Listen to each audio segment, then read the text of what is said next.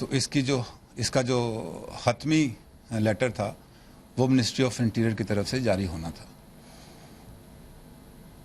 اور اس نوٹیفیکیشن میں جو ہوا اس میں جو سفارشات تھیں وہ مکمل نہیں تھیں اور ان لائن نہیں تھیں کورٹ آف انکوائری کی ریکمنڈیشن سے مطابق. اس کے جواب میں ہماری طرف سے بھی ایک پریس ریلیز جاری ہوئی, ٹویٹ بھی کیا گیا اس کو. بعد جہاں اس پریس ریلیز کو جو ہماری طرف سے ہوئی اس کو بنیاد بنا کر اس سے لے کے آج کے دن تک فوج کو اور حکومت کو آمنے سامنے کھڑا کر دیا گیا. جو ہماری پریس ریلیز تھی وہ کسی حکومتی شخصیت یا ادارے کے خلاف نہیں تھی. جو نوٹیفیکیشن ہوا تھا اس کے نامکمل ہونے کے اوپر یہ پریس ریلیز کی گئی تھی. اس کے بعد جو کچھ ہوا پریس ریلیز کے بعد دیٹ از ویری ریگریٹیبل. ایسا جو ہے ایسے حالات نہیں ہونے چاہیے تھے کہ جس میں ہر بندے نے میڈیا پہ بھی اور باہر بھی ایک پوزیشن لے لی اور دو سائڈیں بنا دیں. تو اس پریس ریلیز کا مقصد کسی بھی طرح سے کسی ادارے یا کسی شخصیت کے ساتھ وہ سائڈ بننا نہیں تھا. اس کی نامکمل جو گزارشات تھیں اس کے اندر اس سے متعلق تھا. آج منسٹری آف انٹیریئر نے پیرا 18 کے مطابق جو ریکمنڈیشنز تھیں اس کا مکمل آرڈر کر دیا. ہم حکومت کی کوششوں کو سراہتے ہیں کہ انہوں نے نہ صرف جو مکمل حقائق تھے ریکمنڈیشن کے اندر وہ سامنے لے کے آئے بلکہ جو غلط فہمیاں تھیں پچھلے 2-3 ہفتوں کے دوران ان کو بھی دور کیا. پاکستان فوج جو ہے یہ ایک ریاست کا مضبوط ادارہ ہے. ہم ایک ادارے کی حیثیت سے باقی تمام اداروں کے ساتھ مل کر اس ملک کے لیے جو بہتر ہے وہ کرتے رہیں گے. بہت بات ہوئی پچھلے 2 ہفتے میں ڈیموکریسی کے اوپر بھی کیونکہ ایک انوائرمنٹ بن گئی تھی. تو کہیں بھی یہ آواز نہیں تھی کہ ڈیموکریسی کے خلاف کوئی کارروائی ہو رہی ہے یا ہونی چاہیے. پاک فوج بھی جمہوریت کی اتنی تائید کرتی ہے جتنا کہ ہر پاکستانی کرتا ہے. ہم اس کی مضبوطی کے خواہاں ہیں اور آئین کی پاسداری کرتے ہوئے جو بھی ملک کے لیے بہتری ہے اس کی طرف ہم چلتے رہیں گے. ڈاؤن لیگ سے متعلق اگر آپ کے کوئی سوال ہوں گے تو میں اس کا بعد میں جواب دوں گا. دوسرا ایک بڑا انسیڈنٹ جو ہوا وہ چمن بارڈر کے اوپر ہوا. ملک میں پاپولیشن اینڈ ہاؤسنگ سینسز ہو رہا ہے. تو چمن کے بارڈر پہ 2 منقسم گاؤں ہیں, ڈیوائیڈڈ ولیجز ہیں. مطلب یہ کہ اس گاؤں کا آدھا حصہ افغانستان کی طرف ہے اور آدھا حصہ ہماری طرف ہے. تو جب مردم شماری شروع ہوئی تو ہم نے افغان اتھارٹیز کو فارن آفس کے تھرو بھی اور ہماری جو ملٹری انگیجمنٹ ہے اس کے تھرو بھی ان کو انفارم کیا کہ ہم اس گاؤں کے اپنے حصے میں مردم شماری کریں گے. لیکن ہماری اطلاع کے باوجود تھوڑی سی ریزسٹنس ان کی طرف سے آتی رہی اور بلکہ 1-2 دن جو ہے وہ مردم شماری ڈیلے بھی ہوئی. اس دن بھی جس دن یہ واقعہ ہوا فائر ایکسچینج کا, جو ہمارے ایف سی کے ٹروپس تھے جو کہ مردم شماری کی حفاظت کے لیے تعینات کیے گئے تھے, وہ افغان پولیس کے ساتھ بات چیت کرنے کے لیے جا رہے تھے کہ ہم نے یہ کام کرنا ہے اور اس کو ایسے آگے بڑھنا ہے. تو ان کی طرف سے ہماری ٹیم پہ فائر کیا گیا. اب جب فائر ہو گیا تو چونکہ افغانستان ہمارا ایک برادر ملک ہے, ہمارا ہمسایہ ملک ہے, تو ہم دونوں کی افواج کے درمیان کسی بھی قسم کا ایکسچینج آف فائر نہیں ہونا چاہیے تھا. لیکن جب فائر ہمارے اوپر آ گیا اور اس طرف گاؤں کے جو ہماری طرف کے گاؤں کے جو گھر تھے ان میں انہوں نے مورچے بھی بنا لیے, تو پھر سیلف ڈیفنس میں ہمیں اس کا بھرپور جواب دینا پڑا. جیسے کمانڈر سدن کمانڈ نے بھی کہا کہ یہ ہماری کوئی خواہش نہیں تھی کہ افغانستان کی جو افواج ہیں ان کا کوئی نقصان ہو. ہمارے بھائی ہیں, ہم ان کے ساتھ کسی قسم کی انگیجمنٹ اس طریقے سے نہیں چاہتے. لیکن اگر ہمیں اس طریقے سے مجبور کیا گیا تو ہم نے نہ چاہتے ہوئے بھی اس کا اس طریقے سے جواب دیا کہ جس کا ان کو نقصان اٹھانا پڑا. افغانستان کے ساتھ ہماری کوشش بہت عرصے سے جاری ہے کہ ہمیں بارڈر کوآرڈینیشن کے لیے کام کرنا ہے. ہمیں اس طریقے سے بارڈر کے اوپر آپس میں کوئی رابطہ رکھنا ہے تاکہ یہ کام اچھے طریقے سے ہو, اس کا نقصان جو ہے ہمیں نہ اٹھانا پڑے. دوسرا واقعہ ایل او سی کے پار ہندوستان میں ہندوستان کی طرف سے ایک الزام آیا کہ ہماری افواج نے, ہماری فوج نے ایل او سی کے پار ان کی طرف جا کے ان کے جو سولجرز تھے ان کو مارا بھی اور ان کی لاشوں کی بے رحمتی بھی کی. تو میں یہ بتانا چاہتا ہوں کہ پاکستان فوج جو ہے یہ ایک پروفیشنل فوج ہے. بڑے سارے ایسے واقعات ہوئے جس میں ان کے جو مقبوضہ کشمیر کی طرف سے بھول کے یا غلطی سے ہماری طرف آ گئے. ہم نے ان کو بڑے طریقے سے عزت سے کوآرڈینیشن سے ان کو واپس بھیجا. اگر پاکستان فوج نے یہی کرنا ہوتا تو اس کی کوئی مثال ہسٹری میں ایسی نہیں ہے کہ ہم کسی فوجی کی لاش کی بے حرمتی کریں, خواہ وہ انڈیا سے کیوں نہ ہو. تو اس سلسلے میں بھی ہم نے کلیریفیکیشن جو ہے وہ ہندوستان کو دی ہے. اس واقعے کے بعد ہندوستان نے ہمارے جو مریض جاتے تھے انڈیا علاج کے لیے, کیونکہ وہاں پہ ٹرانسپلانٹیشن کی سہولیات جو ہیں وہ سستی اور بہتر موجود ہیں, ان کو ویزا دینے سے انکار کر دیا. تو ہم یہ دیکھ رہے ہیں کہ جو مریض ہیں جن کو تکلیف ہوئی ہے فارن آفس کے ذریعے بھی, کہ ان کو دیکھیں کہ کیسے ان کو ہم فیسیلیٹیٹ کر سکتے ہیں, کیا کیا ان کا علاج پاکستان میں بہتر ہو جائے. اگر پاکستان میں نہیں ہوتا ہے, کسی دوسرے ملک میں کرانا ہے, تو اس کا بھی ہم خیال کریں گے. آخر میں رد الفساد کے بارے میں آپ کو بتاتا چلوں کہ پچھلی پریس بریفنگ میں نے بڑی تفصیل سے آپ کو بتایا تھا کہ آپریشنز کیسے ہو رہے ہیں. 2 واقعات اس سلسلے میں بھی ہوئے جو کہ تھوڑی سی کلیریفیکیشن چاہتے ہیں. نورین لغاری کو جو ہم نے لاہور سے ریکور کرایا, 19 سال کی وہ بچی ہے. پھر اس کا ہم نے جو میڈیا پہ ایک انٹرویو بھی ایک چینل پہ آیا. نورین لغاری جو ہے وہ ٹیررسٹ بننے جا رہی تھی, وہ ٹیررسٹ تھی نہیں. اس کو ورگلا کے اس کے کم عمر ذہن کو اس کی ذہن سازی کی گئی جو کہ اچھی نہیں تھی, اور وقت پہ اس کو ہم نے بچا لیا. اب اگر وہ میری بیٹی ہو یا آپ کی بیٹی ہو اور اس کو ہم بچا لیں دہشت گردوں کے ڈیزائن کے مطابق استعمال ہونے سے,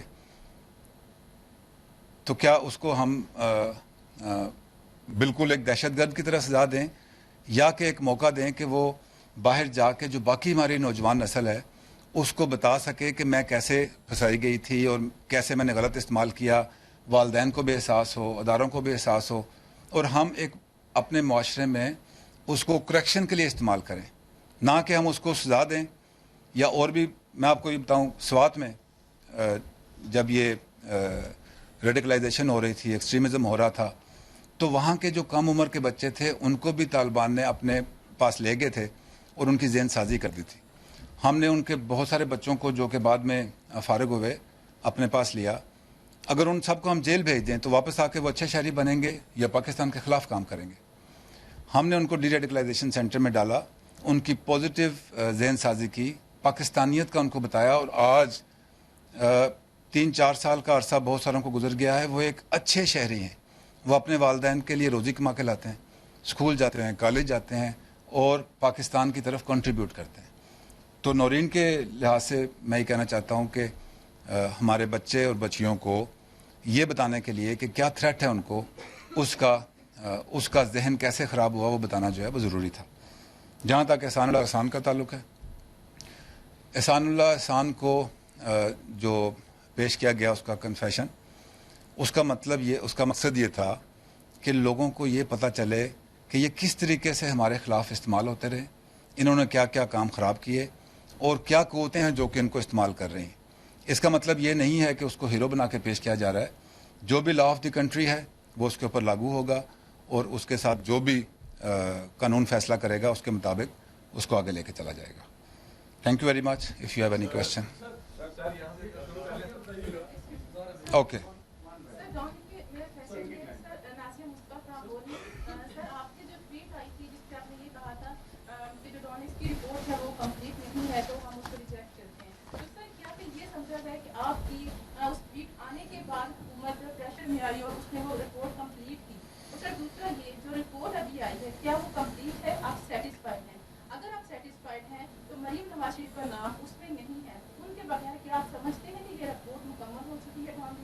ٹھیک, جو نامکمل چیز تھی وہ مکمل آج ہو گئی.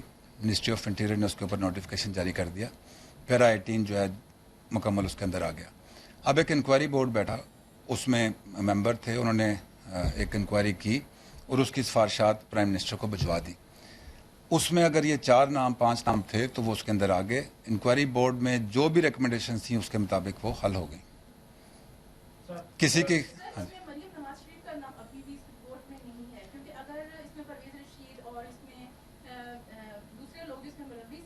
کا نام آ سکتا ہے. تو مریم نواز جیسے کہ سب کو پتا ہے کہ وہ ایک میڈیا سیٹ چلاتی ہے, انسٹرکشن تو وہیں سے آئی ہوں گی. جو نیچے والے راؤ تحسین ہے, پرویز رشید ہے, اور جو اس میں لوگ ہیں سر, ان کا تو نام آ گیا, لیکن سر مریم نواز شریف کا نام ابھی بھی نہیں. سر اس کی کیا ریزن ہے؟ مریم نواز کا کوئی عہدہ ہے سرکاری؟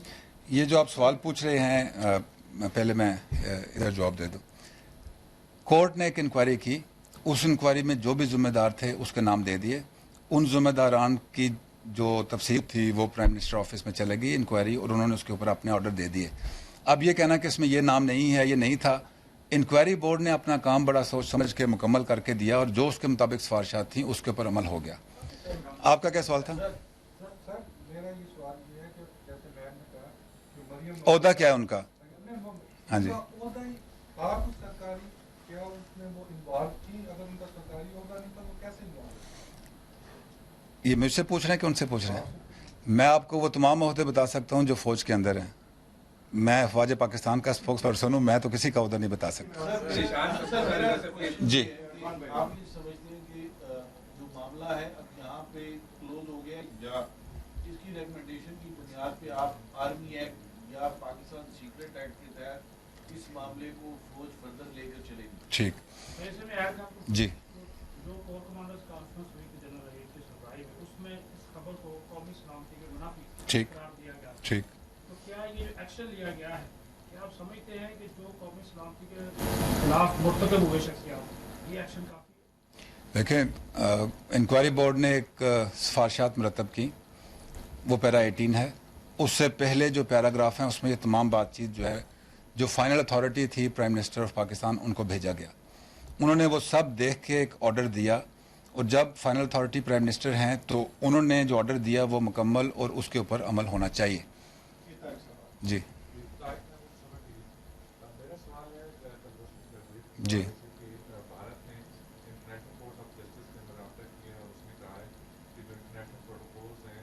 جی جی.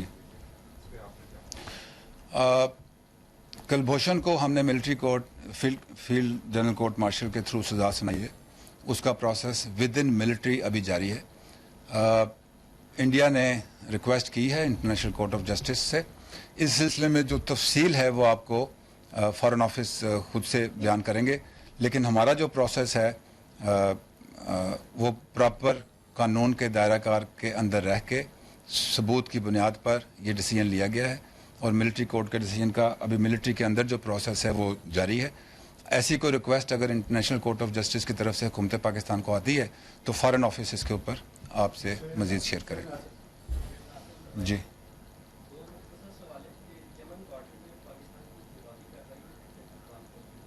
ٹھیک ٹھیک ٹھیک ٹھیک ٹھیک. ایکسچینج آف فائر ہوتا ہے تو دونوں طرف کیپبلٹیز ہوتی ہیں. ہمارا بھی نقصان ہوا, بہت قیمتی جانیں جو ہیں وہ گئیں, شہید ہوئے, زخمی بھی ہوئے. اور ظاہر ہے ہمارا فائر ہے تو ادھر بھی تعداد امپورٹنٹ نہیں ہے, خواہ وہ ایک بندے کی جان گئی ہو یا 100 بندوں کی جان گئی ہو.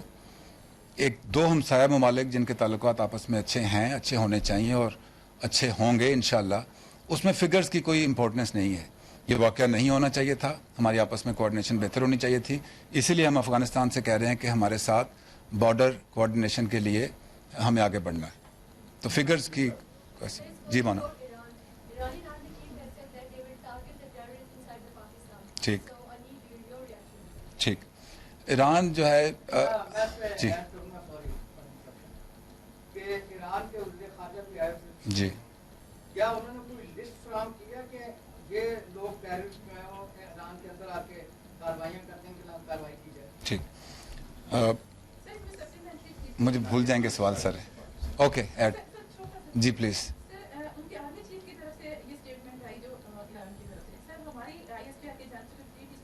ٹھیک. اچھا میں جواب دینے سے پہلے بتا دوں, آپ نے کہا ٹویٹ کیوں نہیں آئی.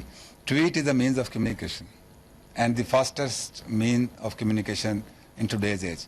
ہوتی پریس ریلیز ہی ہے. ایران ہمارا ایک ہمسایہ ملک ہے, ہمارے بڑے تاریخی اور اچھے تعلقات ہیں ان کے ساتھ, اور انشاءاللہ آگے بھی اچھے ہوں گے. ان کے آرمی چیف کی ایک سٹیٹمنٹ آئی ہے, اپنے ملک کی انوائرمنٹ میں کچھ سٹیٹمنٹ دے دیتے ہیں. پاکستان الحمدللہ ایک سوورن ملک ہے اور ایک अच्छी फ़ौज के साथ एक मुल्क है। उन्होंने ये बयान दिया है तो फ़ॉरेन ऑफिस ने उसका जवाब दे दिया है। ऐसे कोई हालात ख़राब नहीं हैं। उनके साथ भी हमारा बॉर्डर कोऑर्डिनेशन का एक मेकनिज़म है, पहले भी है, उसको आगे भी लेके चलेंगे। लेटली आर्मी चीफ़ की उनके फॉरेन मिनिस्टर से भी मुलाकात हुई, उनके एम्बेसडर से भी मुलाकात हुई। मुझे खुशी है कि आप ये सब सवाल पूछ रहे हैं। पाकिस्तान जो है वो एक मुश्किल दौर से गुजरते हुए, ख़ास तौर पे पिछले 10-15 साल से एक बहुत मुश्किल दौर से गुजरा। उस दौर से गुजरते हुए हम एक अच्छे दौर की तरफ जा रहे हैं। ये एक आखिरी कोशिश है उन तमाम पाकिस्तान दुश्मन नासर की कि किसी तरीके से जो पाकिस्तान की तरक्की की ट्रेजेक्ट्री है, जो अमन की सूरत हाल हमने पिछले 10-12 साल कुर्बानियाँ दे के हासिल की है, किसी न किसी तरीके से इसको स्कटल कर दें। अगर आप ये चीज़ समझ रही हैं कि LOC पे जो गर्मी है वो बढ़ रही है या इंडिया बढ़ा रहा है, या आप ये समझते हैं कि अफ़गानिस्तान की तरफ से थोड़े से हालात गलत फहमी की बुनियाद पर कशीदा हो रहे हैं, या आप समझ रहे हैं कि ईरान इसमें शामिल हो रहा है, तो प्लीज़ समझें कि दुश्मन का डिज़ाइन क्या है। हमने पिछले 10-12 साल में जो अचीवमेंट्स ली हैं, जो कामयाबियाँ ली हैं, जो कि अच्छे मुस्तकबिल की तरफ लेके जा रही हैं, हमें इन पे ध्यान देना है। हमें पाकिस्तान को आगे लेके जाना। मैं लाइव जा रहा हूँ, लेकिन मैं आपको एक छोटी सी मिसाल देना चाहता हूँ, जो कि मैं अक्सर आपसे बातचीत में कहता हूँ। हम सब पाकिस्तानी क्रिकेट बड़े शौक से खेलते हैं और क्रिकेट के ज़रिए बात को समझ जाते हैं। आजकल 2020 का दौर है। इंसिडेंटली हम 2017 में हैं और 2001 से हमने ये जंग खेलनी शुरू की थी। हम 2020 के 17वें ओवर में, 2017 भी टेकन एज 17th ओवर। हमने अपनी इनिंग्स बहुत अच्छी खेली है।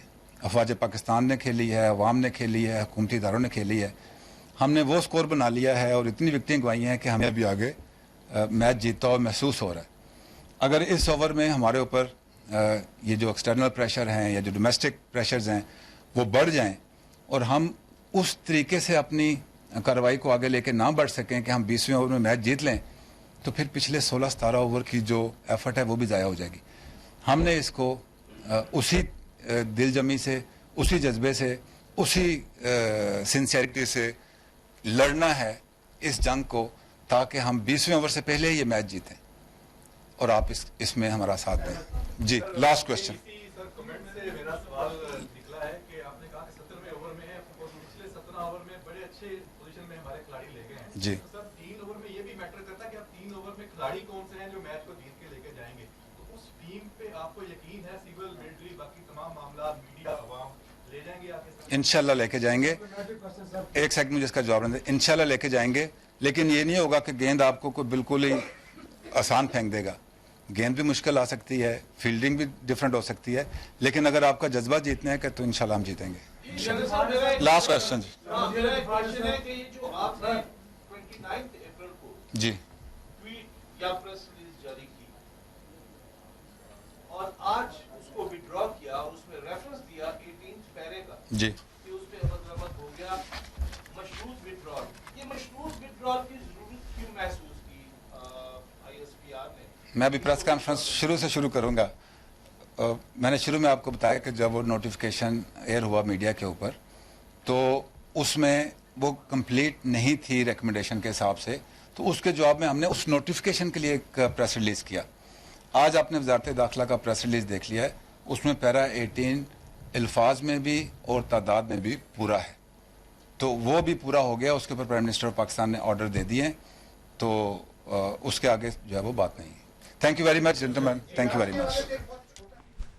DGISPR प्रेस कॉन्फ्रेंस कर रहे थे। उनका ये कहना था कि इंक्वायरी बोर्ड की सिफारिशात के मुताबिक मामला हल हुआ। डॉन लीक्स के हवाले से वो बात कर रहे थे। उनका साथ में ये भी कहना था कि इंक्वायरी बोर्ड ने अपना काम बहुत सोच समझ कर किया। वजीर आजम फाइनल अथॉरिटी है, उनके अहकामात पर अमल होना चाहिए। DGISPR का साथ में ये भी कहना था कि डॉन लीक्स को वजारत दाखिला डील कर रही थी। ट्वीट को लेकर फौज और हुकूमत को आमने सामने खड़ा किया गया। बात करेंगे ब्यूरो चीफ